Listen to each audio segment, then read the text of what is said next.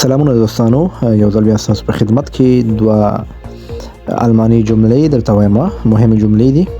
دوستانو کله چې موږ چا نه پوښتنه کوو چې دا څه شی دی یا هغه څه شی دی، په الماني ژبه باندې څنګه وایو؟ داسې وایو was ist das. was ist das.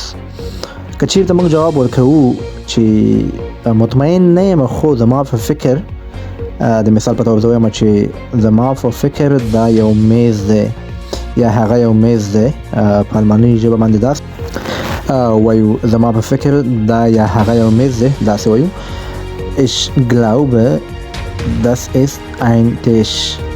Ich glaube, das ist ein Tisch. دوستانو تاسو کولی شئ د الماني ژبې روانې خبرې زما د یوټیوب او ټیک ټاک څخه زده کړئ. اکاونټ د فالو کړئ او خپلې پوښتنې مو په کمنټ کې ولیکئ. تاسو ته به زه په وخت سره جواب درکړم. مننه.